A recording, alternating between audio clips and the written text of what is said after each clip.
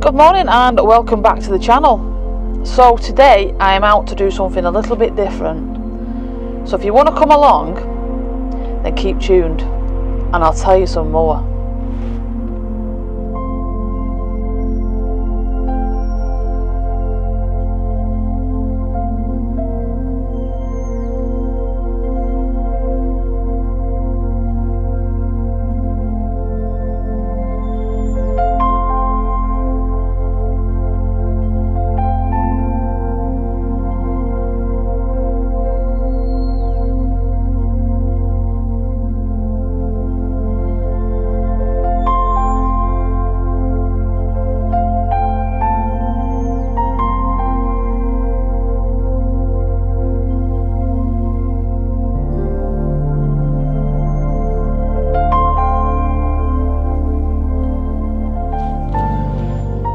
So this morning I'm travelling over to the St Helens area and I am off to meet up with a friend of mine called Ben.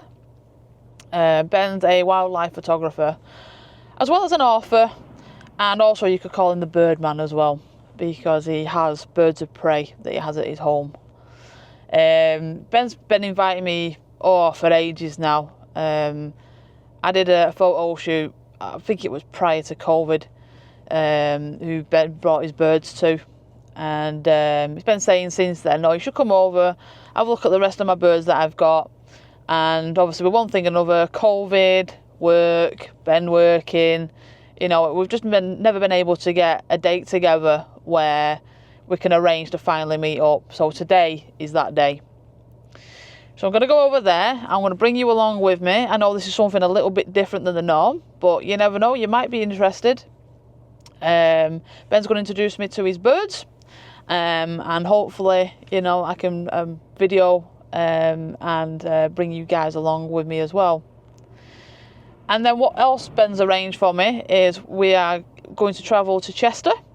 We're going to pick up a friend of Ben's called Phil, and then we're going to head into North Wales, up into the hills, where we're going to be flying a special bird, all being well today.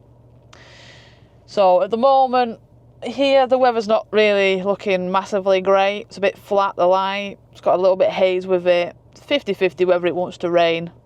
So I'm hoping it hangs off and doesn't spoil what we've got planned. So yeah, I thought I'd let you come along with me on this journey. I'll introduce you to Ben, and yeah, let's go and check out his birds, and then let's go from there. So stick with me, and yeah, we'll speak soon. Yeah, so now we've arrived at Ben's place, and as you can see, I got myself a nice lovely Peregrine Falcon who's just sat here nicely. So what I'm going to do, I'm going to introduce Ben in a minute, and he's going to give us some information about the Peregrine Falcon for me. So bear with me and let's see what he has to say. It's my friend over here, Vicky Mansfield, today to meet some of our birds and get up close. This is Stephen. He's a male Peregrine Falcon, and he's actually named after a very famous falconer called Stephen Frank, who is a friend of ours in Scotland and who we've got access to his estate. So he's fastest creature to ever lived on planet Earth. They can reach speeds of up to 240 miles an hour. Some interesting facts about the Peregrine Falcon, as you see the black lines under his eyes. A lot of people take notice of things from birds of prey such as the Peregrine Falcon. So if you've ever seen American footballers and they put the black makeup under their eyes to reduce the glare when they're playing American football, that's where it comes from, the idea from the Peregrine Falcon. The streamline of the Peregrine Falcon, you see a lot of jets designed, and when you look at some of these jets, fighter jets, the streamline, and a lot of that comes off the Peregrine Falcon. Inside his nose here you can see little lumps, they're like baffles, and that's to reduce the air that goes into the bird. And aeroplanes use exactly the same, so when you see it inside the jets, that's a baffle to reduce the air. Now I think I've got this right, Peregrine Falcons, birds of prey, they've got 4 like airbags inside where we've got 2 lungs. So if we didn't have them baffles, he'd basically explode. He's just having a rouse there because he's very comfortable there with Vicky. So that's a little bit about the Peregrine Falcon. And there you are, he's admiring Vicky. I don't know who's admiring each other most. Vicky admiring the Peregrine, or I think he's admiring me. Yeah. There you go. But yeah, it's just such a shame in this day and age that there's people who will still go out and rob their eggs and the young. You know, and that. And you know, that's just for monetary gain and that now. You know, it's such a shame. But what a magnificent bird, and obviously it's making a really, really good comeback nowadays. Shame that people are still taking Peregrine Falcons to order at the moment, mainly for the Middle East market, because there's big money out there with falcon racing, and they consider the UK Peregrines as some of the best in the world, some of the fastest. Over there they win big prize money, like £250,000, Range Rovers, things like that. There's a lot of work going on at the moment to reduce people robbing peregrines, DNA testing and things like that, so hopefully that'll all help. Yeah, back in the 60s they were declined quite a lot through DDT, and it was making eggs infertile, it was making birds eggs hatch, making eggs become fragile, and they'd hatch under incubation of the birds, you know, and then nowadays they've made a big comeback. There's a lot of peregrines coming into urban areas because of the food source there with feral pigeons. Oh, he's having a little preen there. So he is having a right good. He's having a preen there. So. Yep. Is there anything you want to add about peregrines, Vicky, for yourself? No, you know something, I think they're an absolutely gorgeous bird. I know sometimes we get to see them around my local area, up at Duffstones. Unfortunately, for the last couple of years I haven't heard of any sightings, so I don't know what's happened to that one. Yeah, we actually had a nest box put up on the gas tower in St Helens quite a few years ago. British Gas worked with us because they were into conservation. Yeah. Unfortunately, they put the box on the wrong side, and the peregrines never used it. But when the tower became demolished, they gave me the box back, and I've still got the box. We're actually looking for a place where we're going to pull this box up later on, and I'm willing to pay for a closed circuit television camera put in it, so that we'll be able to take school children round. They'll be able to have a look, they'll be able to get educated about peregrine falcons, we'll have a scope on site and they'll be able to watch up close and things like that. Because at the end of the day, our younger generation are the conservationists tomorrow, so I think we should be encouraging people like that. And we often take these type of birds around schools as well, specialist schools, old folks' homes, and that. You know, it just puts so many smiles on people's faces, and it educates them in the process. And that, you know, and then you know, it's great when you get feedback then when they're saying, oh, we've been out, we've seen a real peregrine falcon and stuff like that, because they can recognise them now and things like that. Yeah, that's it. They can get up close and personal and see one, can't they, as well? Brilliant. So yeah, what an amazing bird this one is, isn't it, eh? So here's another one of Ben's lovely birds of prey. This is Tundra. I'll just let you into a little secret, we're doing this again because Vicky's just deleted all the previous footage. So, oh, no, we're not having it. Yeah. Right, so this is Tundra, and he's a male snowy owl. The difference between the male and the female is the females are roughly about a third bigger. The males go pure white. You know, he's got a few markings on him, but he's more or less all white. The females have got black bars across the chest and across the back, and that's basically because of camouflage, because in the Arctic where they live, they lay eggs on the ground.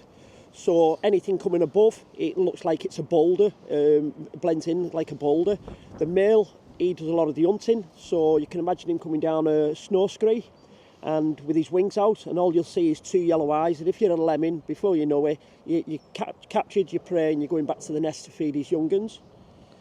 We were just saying earlier, weren't he? He likes eyeing up the dogs on the park. Yeah, he does. He certainly changes his position, doesn't he, on my hand? Yeah, so what he does is, we think he's, with owls, especially with the snowy owl, I believe that he's got something built in his brain that we can't use yet at the moment. And even though we've got dogs of our own, we've got two little terriers, when he sees bigger dogs, which are like the size of what you'd expect a wolf be or a fox, Arctic fox to be, he seems to flatten down, and that as though he thinks like it's a potential predator. Now, he's never seen these in the wild, but how did he know it? Now, because that's probably the only main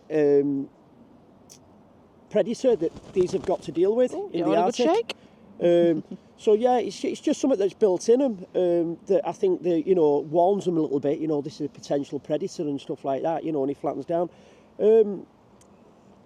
He likes a good tickle on his nose. He loves this. He's soft. But yeah, with tundra, waffled a bit there. Cut this out. It's all right. Yeah. So snow. Yeah, with the snowy owl, a lot of people think the owls can turn their head 360 degrees. They can't. It's roughly about 270, which is about 2/3. They've got 14 invertebrates in the neck, where we've only got 7. The eyesight of the owl, the eyes, where ours are on eyeballs, they're on tubes like a binocular. So where we can look left and right, these have to turn their head to look round. It's like you're watching through a pair of binoculars. The eye sockets make up roughly about 80% of an owl's skull, and the brain of an owl, believe it or not, it only weighs 2 or 3 grams, which is roughly the size of a Manchester United supporter's little pea brain. He doesn't realise I'm a United supporter, you know, so he needs to be careful because I've got his lovely owl here. Yeah, sorry about that. You know. Sorry about that, Vic. You know. But yeah, tundra. It's we've got a few birds, but this one was so special because we actually take it into residential nursing homes. We take it into specialist schools. We've even done weddings with it, you know, so we've had the bride like in a white dress and a white glove on, and the snowy owl looks stunning. But when we take them into specialist schools and that, you know, some of the really nice moments that we have in there, you know, people with dementia that can touch the birds, and it brings something back to them, because you get a lot of them will talk about things when they were younger about birds and nature. And then one of the best moments we ever had, we had a little blind girl, and obviously she'd heard all the Harry Potter stories, but she'd never actually seen an owl. Yeah. So for us to be able to take tundra in and for her to touch it, stroke it, feel its talons and talk about it, it was as though she was picturing it with her hands. And she had this big smile on her face. Everybody was in tears. Yeah, I can imagine with that. And it still gets me thinking back to that, you know, because it was such a special moment. Yeah. You know, and that cost nothing, you know, and it's something that'll stick with me for the rest of my life and that. You know, so we have people who's got mental health issues, and, you know, they usually won't approach people. And when they see us with the owl, they'll come over and start talking to us, and then next minute they're opening up, and you can see how much it's helping them and that, and giving them enjoyment and that. So to me, tundra is not just a bird of prey, beautiful owl. It's a valuable tool, I think, that gets a lot of people talking and puts smiles on faces, Definitely. you know, special moments. And I mean, you know. especially with the mental health, like, you know, it's like you get out in nature and it makes a massive difference to people, doesn't it? That's it. But, you know. But yeah, his name's Tundra because he's named Tundra after the Arctic tundra where they come from. I did originally want to call him Svalbard, which is another part of the Arctic that they live in, but when my son was young, he couldn't say Svalbard, so it's a bit of a mouthful, isn't it? But yeah, I think Tundra suits him. Does, definitely. He's just so placid. He's just have a look what a stunning bird he is. I mean, look at how white he is. I'll show you around the back. Look at the markings. It's just pure. Look at that. An absolute gorgeous. And he's just not bothered at all, sat here on my hand. No.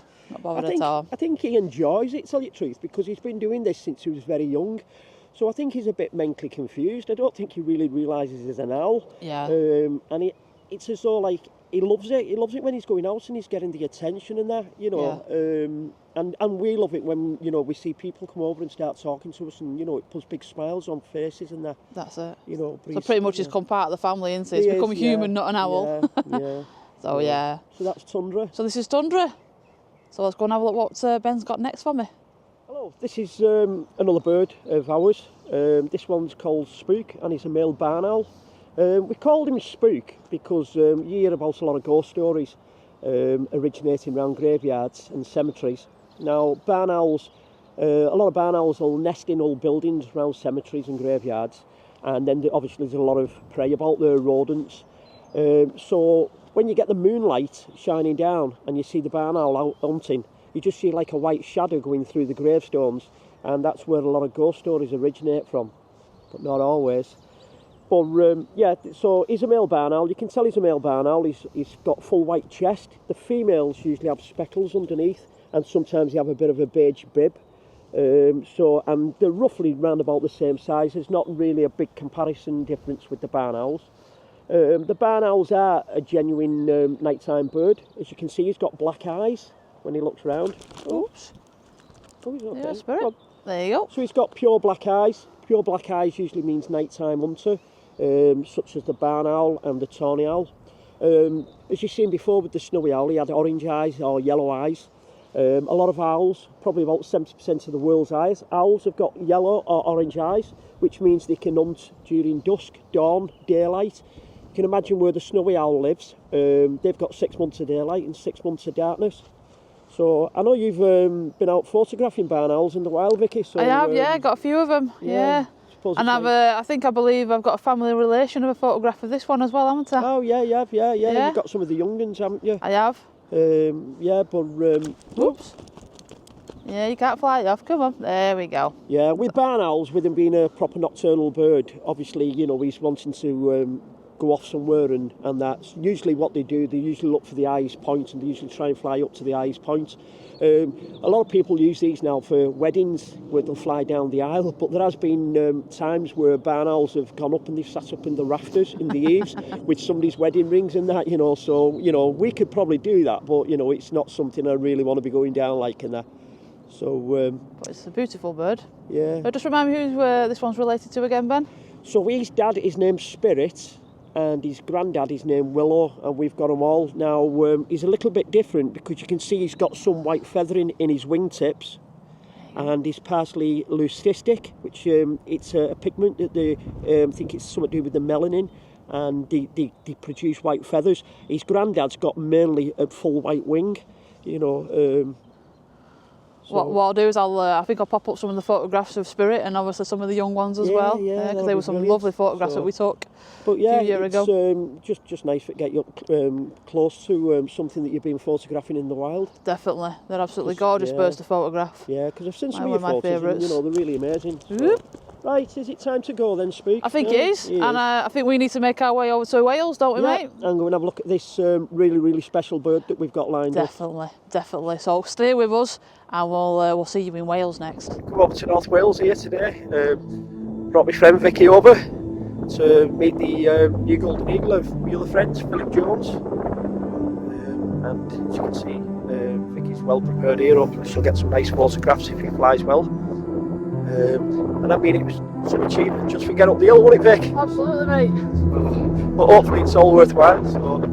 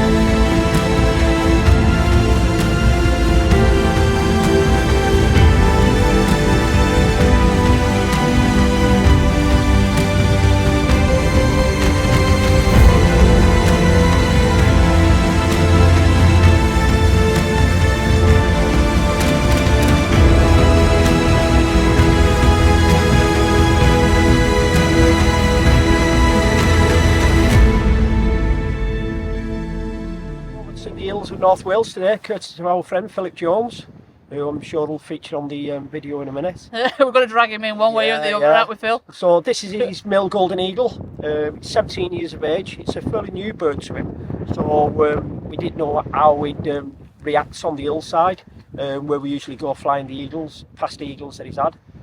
So we've come over, and you know, as it is in North Wales, it's nice and calm down here. We've just been up on the tops of the hills there, and it's blowing a bit of a gust. We let the eagle off, and basically we had to go and follow it. It was flying okay, but it still needs a bit of maintenance, a bit of strengthening up, so we can fly back towards the wind. So we've decided that we're going to come down today, and we're going to go and fly it across the farm that we've got, because otherwise we're going to be chasing the golden eagle all over North Wales, which isn't fun. And these hills aren't small, trust me. What do you think of that, Vic? I'm loving it, mate. Absolutely loving it. Can't wait to come back and see this gorgeous bird flying up on the tops of these hills. Do you want to come in, Phil? Because it's all courtesy to you. Yeah, definitely. That's the best bit. Right, good afternoon, folks. So glad to disappoint anybody. It's round 2 in a minute across the field. But this is the man that makes it happen for us. You know, he's had a few golden I'll be able eagles. to get some decent flying footage in to keep you And entertained. what I'd like to say about this man is there's so many people in the UK that's got golden eagles, and they're shown, not flown. Oh, look, I've got a golden eagle, and they do nothing about it. You know, it's just there for say, look, I've got a golden eagle. And that. This guy, you know, as much as what anybody says about him, he can work 5 days a week in his job, but he decides that he doesn't want to work that because he'd rather be out flying his eagles. So he flies his eagles at least twice a week, free flying it. So it doesn't matter what anybody says about this guy, you know, 100% respect for this guy, because every eagle he's had, at least he's took it out and he's flying it. Definitely. Hope flying. Yeah. Okay. Do you know what? And the amount of people that he invites over just to have this honour and this privilege, you know, well done, Phil. Yeah. Well done. All right, you know no what I mean? problem. Yeah. Thank you. All right, round 2.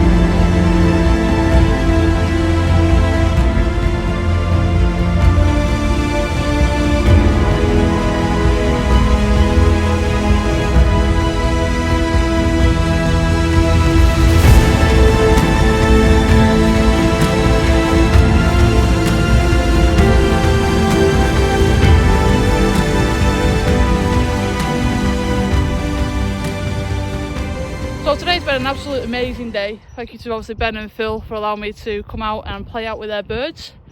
I mean, this one is an absolute stunner, innit? Absolute stunner. He's not too bothered, look. Up close and personal, he's not bothered at all. So I believe he's a Russian species of a golden eagle, and a lot of people don't understand the differences, but he's absolutely amazing. I can't wait to come back, spend another day with these guys, back on the hills, and hopefully get you stronger and flying better, eh? So up to now, it's been an amazing day. So I'm going to leave this here at the moment, and we're going to get this beauty back to where he should be at home. So yeah, stay with us. Well, what can I say? It's been a really nice day coming over. It's been something a little bit different on the video, of course. It was a shame, obviously. Phil's eagle. It was still early days for it, really, that it didn't fly up on the tops. But then again, the weather.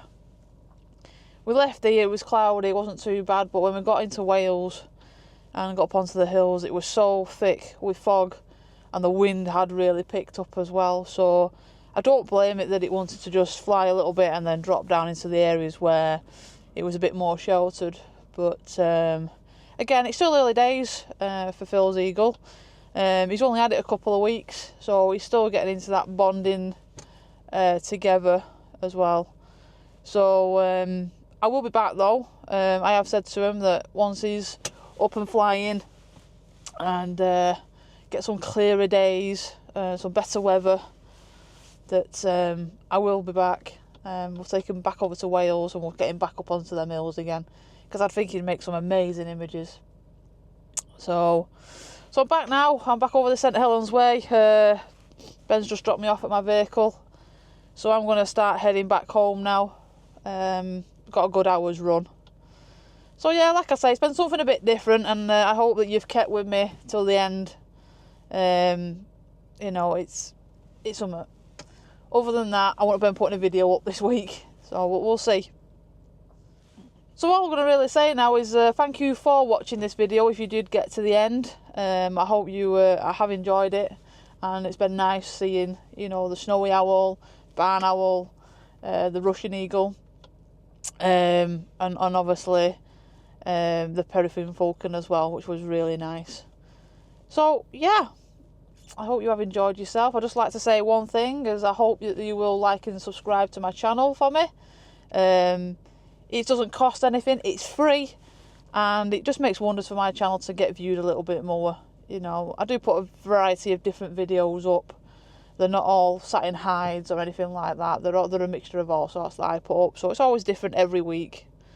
And also, if you would like to help with my creative content side, I do also have a buy a coffee website. Again, I will pop the information below here. Thank you very much to everyone that has bought me a coffee, and that money will come in handy towards my next visits out, or again, even to just go and buy myself a drink from the shop. You know, I really do appreciate it, and anything that can help get my creative contents and my name back out there again, I do really appreciate it. So yeah, I'm going to leave that there now, and I'm just going to say thank you very much again, just for watching, and bye for now. I'll see you on the next video.